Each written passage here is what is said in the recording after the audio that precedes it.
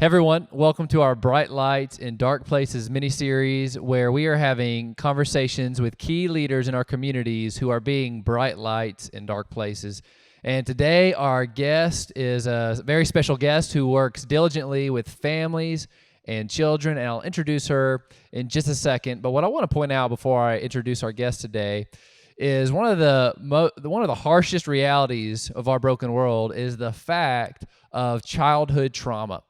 And we all know families and people who have been through trauma, but it's especially devastating when we think about children who have to experience hard things in life that actually changes the way that their brain works, changes the way that they see the world, and changes the way that they behave in the world. And for many of us, we really don't know how to help these children. And so that's why our guest today is going to share some really important information with us that's going to help us understand how we can best, as families, help children who have experienced trauma, how we as families who maybe our kids haven't experienced trauma, how we can still be the best parents possible by understanding our children on a deeper level. And so with that, I'd love to introduce to you Paula Boyd. Paula is the founder of Lydia's Hope, and we are really, really glad to have you today. So thanks for coming. Yeah, thank you for having me. Absolutely. So, Paula, will you tell us a little bit more about what Lydia's Hope is? And I know you're the founder, so tell us what it is and how it all got started. So, Lydia's Hope was kind of born in my heart about back in 2016. When I was working at the time in a preschool and in a Christian school, actually, and there was a particular little baby girl whose behaviors were very quickly getting her kicked out.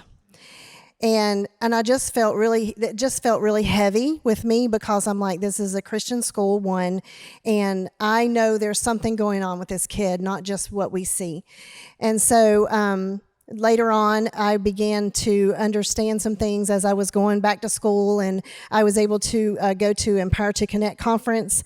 I learned about trust relational intervention, which is TBRI. Fast forward to 2018, I became a practitioner of TBRI, and I started to recognize that and learn that children's behavior is often an expression of a need. And so my old school mindset was just seeing that kid doing all those bad things that needed correcting. But what I was beginning to understand was that God had created brains to respond in certain ways, and that when we can learn about those different diverse ways and learn to interact with children in a better way and look like Jesus, we can change behaviors without being so harsh. And so that's kind of what started it. Lydia was the name of a little girl that just tore my heart and helped me understand that her behaviors were just an expression of a need. And then I was also reading in Scripture how when Paul was preaching, and Lydia was a seller of fine purple, right? And so Paul talks about sharing the gospel with her, but it wasn't until the Lord opened her heart that she was able to receive the gospel, and then look at her impact on the church. And so because of that, I organized Lydia's Hope in an effort to educate and support families, churches, other organizations, professionals, schools on how we can shift our mindsets, meet children where they are, connect on a relationship because we're all created for relationship, empower them to be successful, and correct behaviors in a way that's compassionate. That is great. That's awesome to hear. And so you work with families who have children who've experienced trauma, or should I say you work with children who've experienced trauma, you work with families and parenting, so you kind of do a little bit of everything. One of the things that a lot of lay people probably don't have that much working knowledge about is how trauma impacts a child. So can you tell us a little bit more about what is childhood trauma and how does it actually change the way a child sees the world and the way his or her brain works? Yeah, so God created our brains for survival, right? That little baby that's crying, they are trying to survive. They cannot take care of themselves at all, so they use their voice to try to express their need, and then we parents go and take care of the needs. Well, that doesn't change as they grow up. Sometimes they use their words as they get their words, and we get a little bit frustrated with that. But it's still an expression of a need. And what we've learned through science, and in the last 10 to 15 years, more and more research is coming out about brain development and neuroscience and how brains are designed. Think about even in the womb, the first thing that comes to be is that little bitty brain. And so, and that's the central, for the heartbeat. And we've learned that there are some risk factors, because a lot of times people hear trauma and they think, somebody died, or we think of children in foster care or children who've been adopted. Those are kind of easy for us to label as trauma.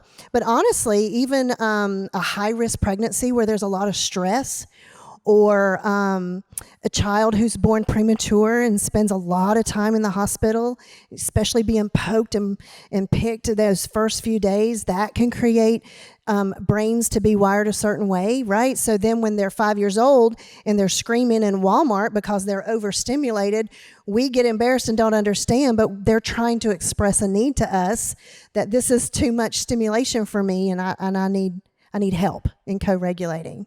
So yeah.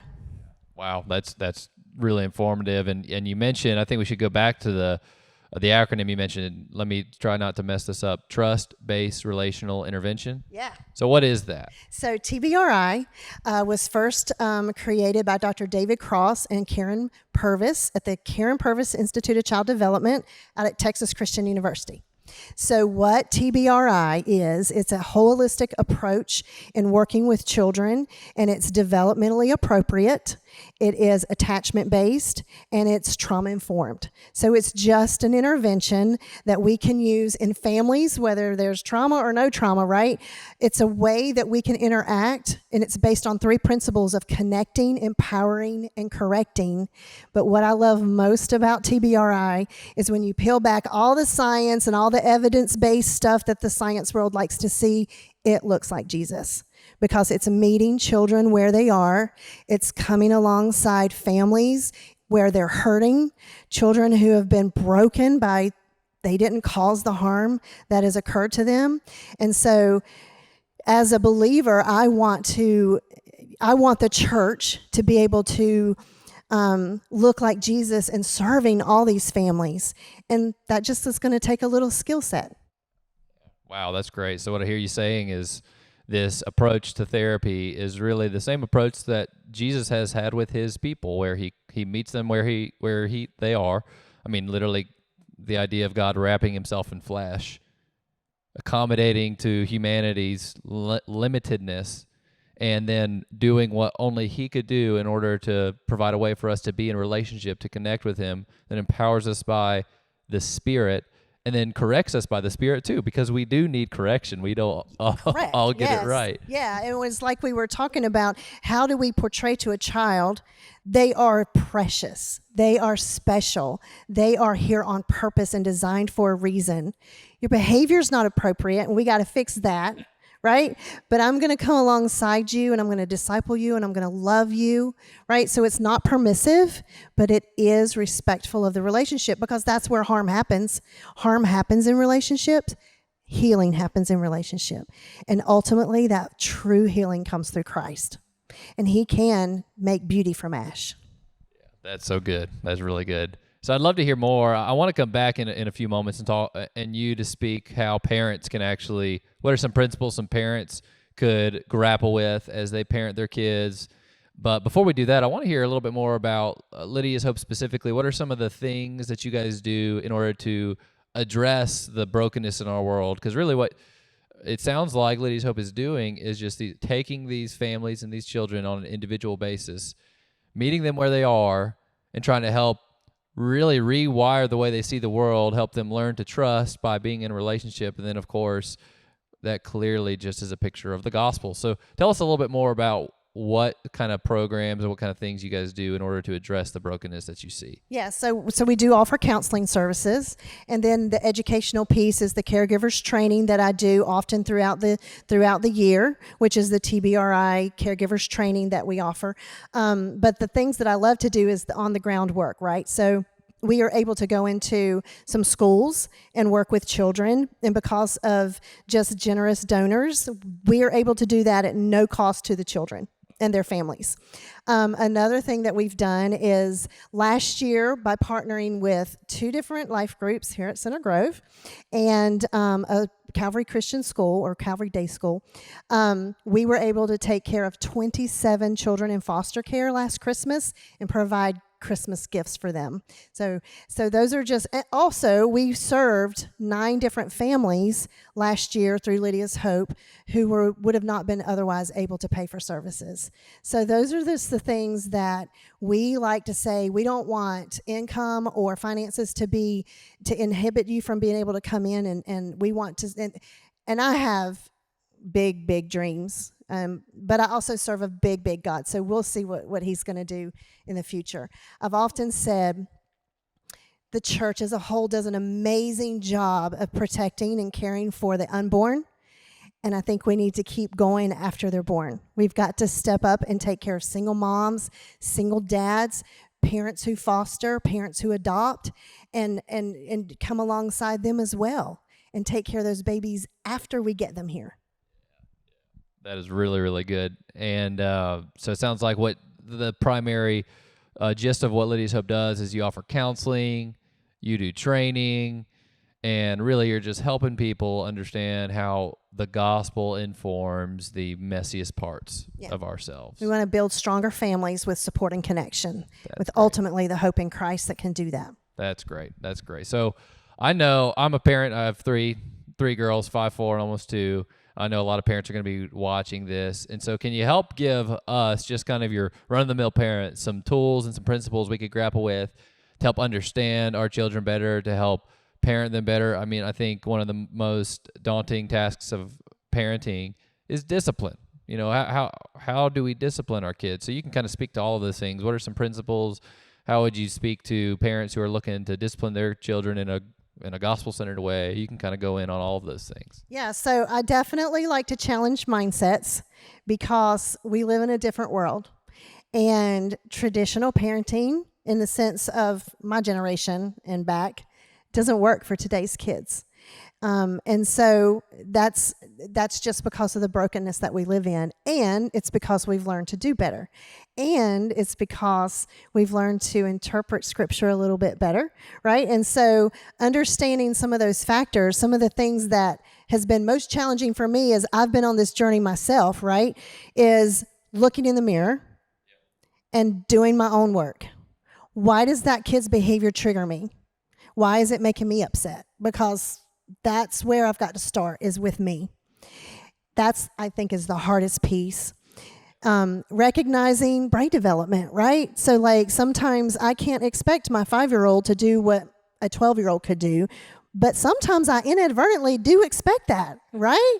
I mean, and like even in schools, sometimes teachers, and I can say this because I was one for several years, we sometimes will expect children to do things that I can't even do in a teacher's meeting after school.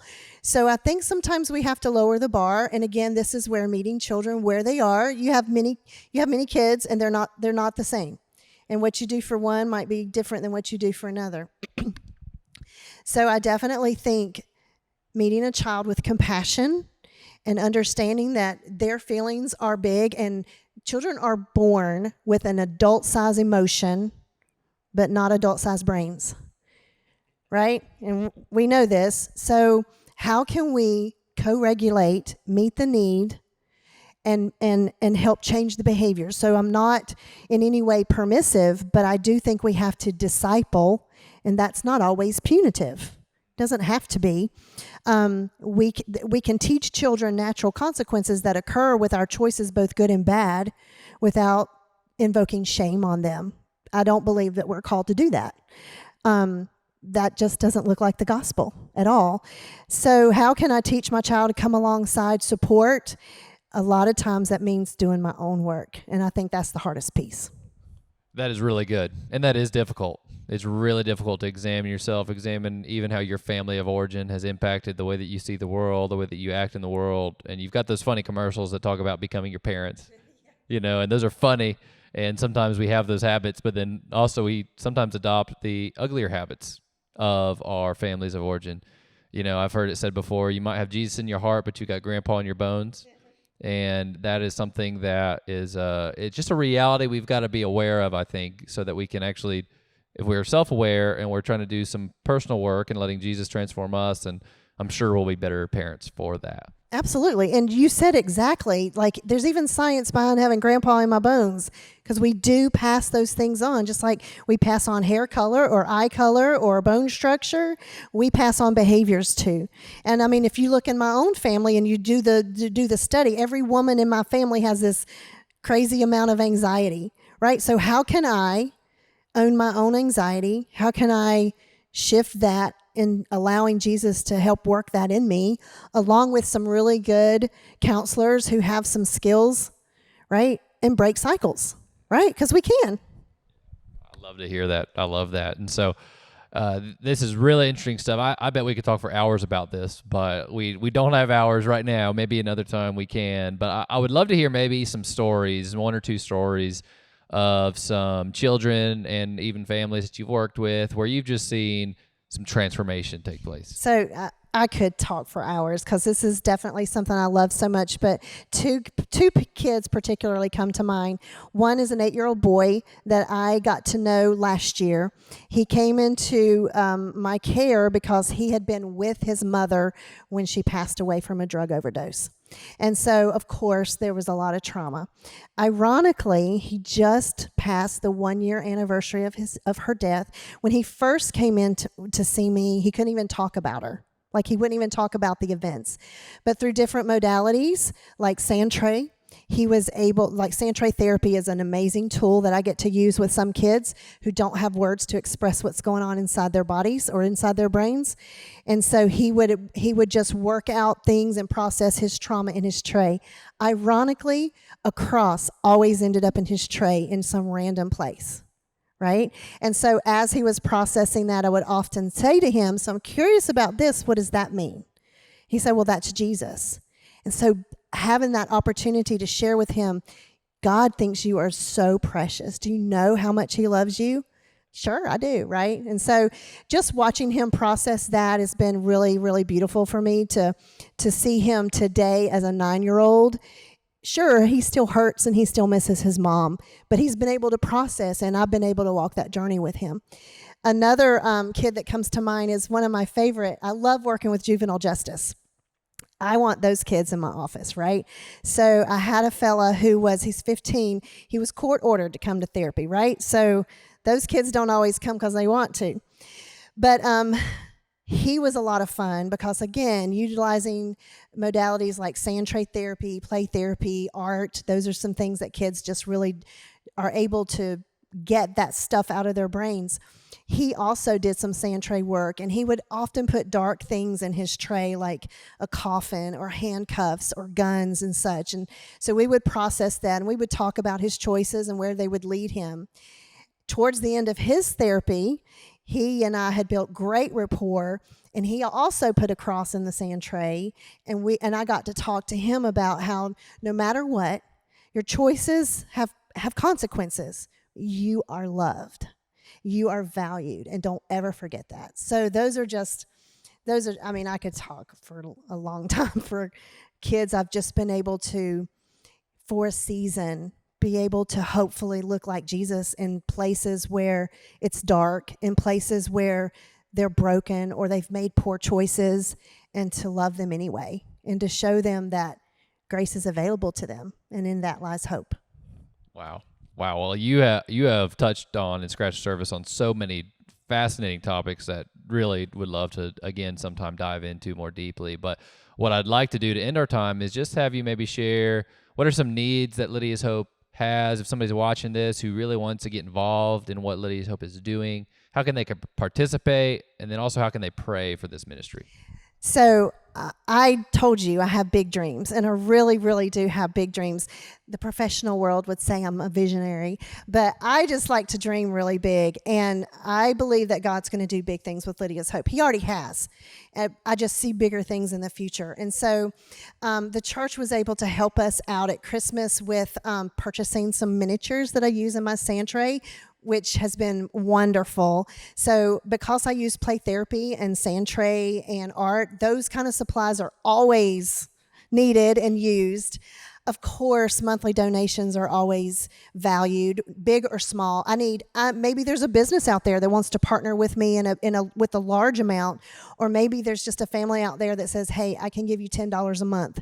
Anybody can do that, and we always value those big and small gifts because, as you know, it takes money to go out and do these things. But to pray that God will give us wisdom as we make decisions, as my board, as we move into different directions. Again, this was the first year that we partnered with a school system, so that's been super exciting. And so I'm just excited to see what God does. So just pray that we'll continue to go where he calls us. Sometimes that is like huge step of faith and just trusting God to provide. So that is awesome. Thank you so much, Paula, for joining us today. There's been so much good information that you've shared with us, and I hope that everyone who's watching is able to see how important this conversation really was and how informational it was. Really what we're trying to do in this Bright Lights in Dark Places mini-series is to highlight those who are really going into the messiest parts of our communities and pushing back darkness, bringing the restorative gospel of Jesus to those places, because in the end, that's exactly what God has done for us. Is he saw a broken world and he did not want to leave it that way. So his son came and wrapped himself in flesh and did what only he could do, bringing us back into the fold, into relationship with him. And there's so many pictures in the scriptures about light and darkness, and the one that comes to mind for me comes out of Isaiah 9 when it says, "But those who dwelt in a land of deep darkness have seen a great light. On them light has shone." And I believe that's exactly what Lydia's Hope is doing for children and families on all different seasons of life. And so we're so grateful for this opportunity to share more with these partners. And as always, as you go, we pray that you will be his bright lights in all the places that God sends you and shows you.